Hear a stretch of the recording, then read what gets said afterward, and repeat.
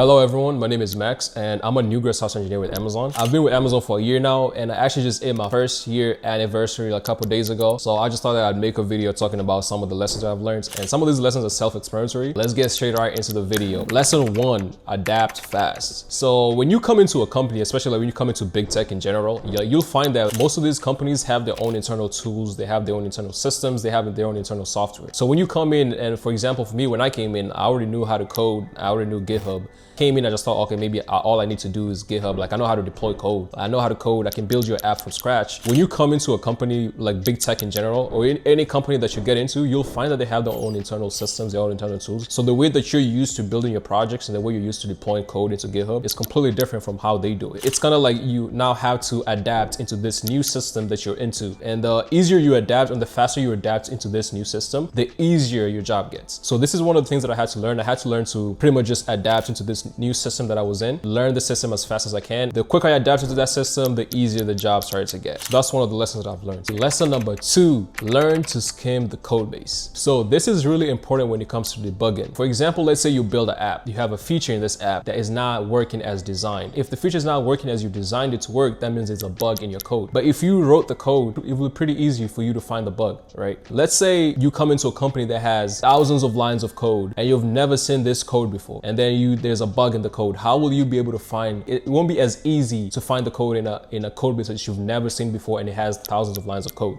So one of the skills that I had to learn is I had to learn to just skim through the code base, right? You look at this method, which method is calling this method, or what class is calling this method, like things like that. That's pretty much how I had to learn to like just go through the code base and like find different methods that are calling each other.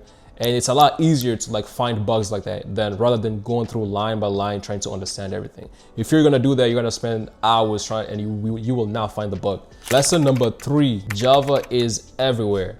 So when I first came into big tech, I was mostly just interested in JavaScript and Python. And the reason why I was interested in JavaScript and Python is because of AI, right? I was mostly building AI projects.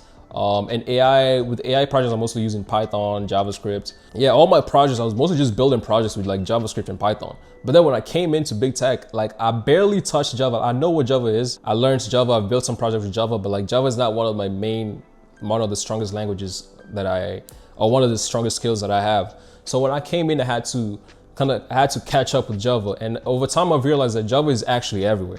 Every single company that you interact with, they probably use Java. If Apple uses Java, Microsoft uses Java, Google uses Java, even the small company in your hometown, they use Java. So government offices, government software, they use Java. So Java is everywhere. If you're looking to get employed or you're gonna be employable, I think having Java as a skill is really crucial. So that's one of the things that I've learned. Java is everywhere. Lesson number 4, use AI. Now, this one is really crucial, especially when it comes to debugging, because with debugging, like I said, it can take you hours to find a bug in your code. But with AI can find it like that. You need to learn how to use AI because AI will help you with debugging your code. AI will help you with understanding unfamiliar code. And also AI will help you with refactoring the code. If you learn how to prompt engineer, like tell the LLM exactly what the problem is, that's prompt engineering. So prompt engineering is one of those skills that it develops over time. So I'm pretty good at prompt engineering now. But prompt engineering is really crucial when you need the AI to help you in debugging the code, refactoring the code, and understanding unfamiliar code, right? Things like that. So that's one thing that AI is really good at. And yeah, learn how to use AI. Lesson number 5, be a fast learner. Now, this ties everything all together, right? It ties everything all together and adapt fast, adapt into your company's internal systems. That's learning, right? The faster you learn their systems, the easier your job gets. Learn to skim the code base. The faster you learn to skim the code base, the easier your job gets. And then lesson number 3 is Java's everywhere. So you need to learn Java and you need to be fast. You need to be able to pick it up a lot, like pick Java up faster, right?